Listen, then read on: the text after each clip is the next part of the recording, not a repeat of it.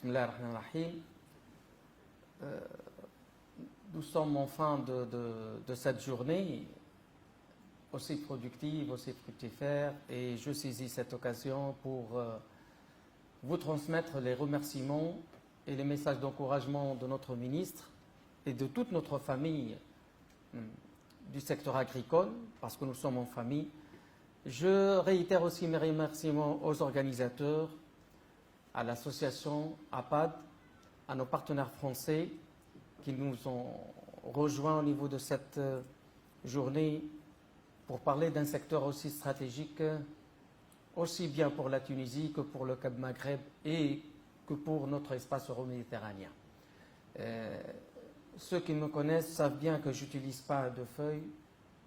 J'essaye de repérer certaines idées que je vous transmets. Je vais dire un petit mot concernant notre secteur agricole pour parler par la suite de cette nouvelle dynamique géopolitique qui s'installe et pour finir, quelques suggestions en guise de conclusion de cette journée. Eh bien, nul ne peut nier l'importance de notre secteur agricole en Tunisie, bien que certains ne le voient pas avec suffisamment d'importance ou bien lui donner l'importance qu'il mérite. Nous sommes avec un secteur qui a bien démontré sa résilience, aussi bien après la Révolution qu'après la crise Covid, qu'après un petit chiffre qui laisse durant cette dernière décennie un taux de croissance moyen de 3,9% au-delà de plusieurs secteurs. Un secteur dans lequel il y a encore des gisements, des foyers qui peuvent contribuer à améliorer le potentiel de cette agriculture pour mieux contribuer à la croissance économique. Donc nous sommes devant un secteur qui mérite toute l'importance. Et bien, comme toute autre activité économique, il fait face à certains défis. Je ne vais pas énumérer tous les défis auxquels fait face l'agriculture, mais je vais me limiter à 3. Le premier, en tant qu'agroéconomiste, beaucoup l'oublient. Notre premier défi ici en Tunisie, c'est le modèle de consommation alimentaire, c'est le consommateur tunisien. Et lorsqu'on dit défi tahaddi, c'est quelque chose qu'on doit réussir. Nous avons un consommateur avec un rythme au niveau de sa demande, un modèle et un rythme extraverti tourné essentiellement vers l'importation, céréales, sucre et huiles végétales. Deuxième défi, cette instabilité que nous sommes en train de voir au niveau des marchés mondiaux qui fait que cette volatilité ait un impact aussi considérable à cette demande en matière d'importation. Troisième défi, le changement climatique qui fait qu'il y ait beaucoup plus de pression sur nos ressources et en particulier la ressource hydrique. Et alors, lorsqu'on situe tous ces défis, nous voyons bien que nous sommes obligés de surmonter toutes ces questions avec, je dirais, de nouvelles mesures, un nouvel effort, une nouvelle vision et une nouvelle démarche.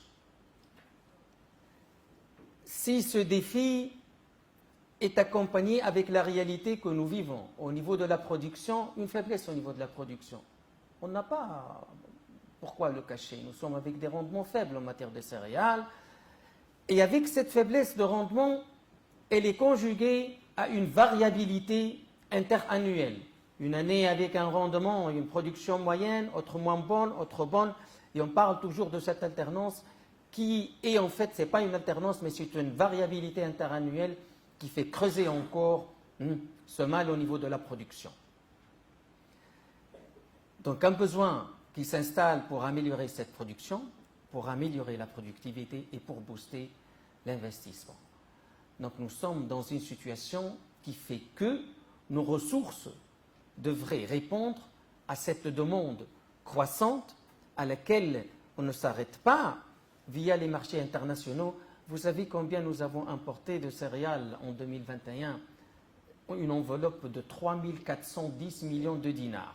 C'est-à-dire à peu près, c'est 25% à 27% de notre valeur ajoutée agricole. Mon ami Leif connaît bien, savent bien que parfois j'essaye de donner un peu de ces chiffres.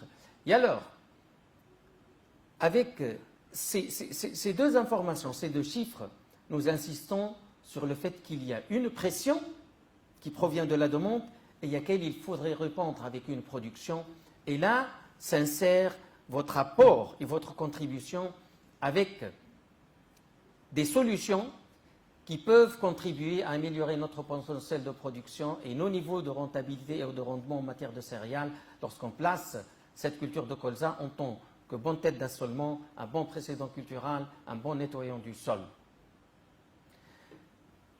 On a parlé des importations au niveau des céréales, mais une grande partie va à l'alimentation animale.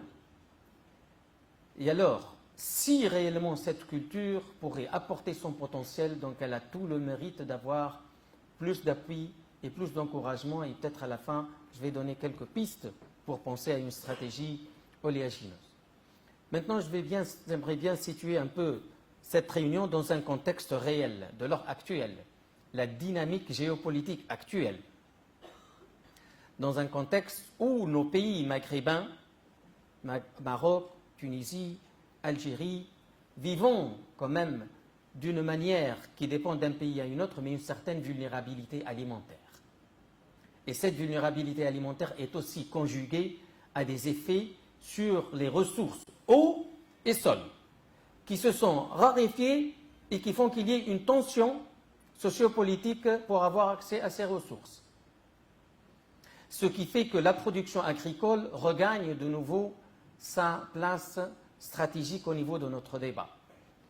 Et alors, cette question de production est aussi dans un contexte où on devrait alors même donner peut-être une petite fenêtre sur les échanges commerciaux.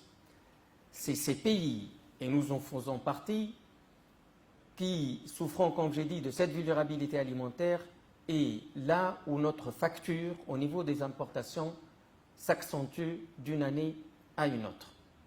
Donc on voit un pôle qui va vers l'importation de plus en plus vers le haut, c'est avec un processus galopant, inflationniste au niveau des prix depuis 2007-2008, cette crise, et on est passé maintenant avec des chiffres que vous connaissez, plus de 500 $, la tonne de blé dur, mais on voit une apparition de l'autre pôle exportateur, les États-Unis, le Brésil, la mer Noire. Et alors, ce qui fait que nous, ici, dans cette famille, je dirais, euro-méditerranéenne, dans laquelle nous avons un partenaire qui pourrait nous aider avec son expertise, avec son savoir, dans un partenariat gagnant-gagnant. Et c'est quoi ce partenariat? C'est lorsqu'on se partage des objectifs et on se partage des efforts suite auxquels nous allons gagner les deux parties. Donc, faisons de sorte que ce type d'opportunité nous ramène à un accord ou à une forme de collaboration dans laquelle nous gagnons, vous gagnez, et donner une chance à cette nouvelle production installée en Tunisie depuis 1990, depuis le départ avec l'ONH, depuis 2014, nous sommes maintenant à 15 000, peut-être moins, 12 à 13 000 hectares, mais je dirais qu'il y a encore du futur. Si cette superficie est multipliée par 10, nous allons gagner peut-être la moitié en importation des huiles végétales. Nous sommes à 200 à 230 000 tonnes par an, importation d'huile végétale. 300 à 370 000 tonnes de sucre. Beaucoup de sucre, beaucoup d'huile végétale. Et alors, ne serait-ce qu'au niveau de ce secteur, au niveau de cette filière, il y a du terrain de collaboration qui puisse faire de sorte que nous gagnons des deux côtés.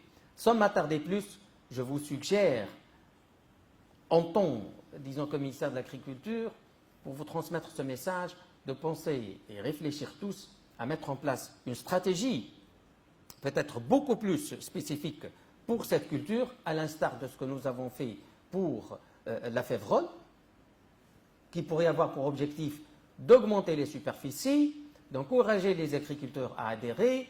On a pensé à des instruments au niveau de la févrole avec un prix de référence, une petite subvention pour les semences, peut-être d'autres mesures pour les unités d'alimentation de bétail. En quelque sorte, si réellement une telle stratégie pourrait être défendue avec votre effort et notre effort à passer devant un conseil ministériel, si elle est approuvée, alors on pensera peut-être à un financement futur à travers le FODECAP ou bien à travers n'importe quelle autre source. Mais je reviens sans m'attarder énormément sur le fait que, convaincus tous de l'importance de ce type de filière, aussi bien pour le secteur céréalier que pour l'alimentation de bétail, que pour notre futur au niveau des échanges alimentaires au niveau de notre bassin méditerranéen, dans lequel on penserait à une coopération, à une solidarité pour surmonter les difficultés qui surgissent au niveau de cette situation avec ce paysage géopolitique qui se remodèle, où les équilibres pourraient pousser beaucoup plus vers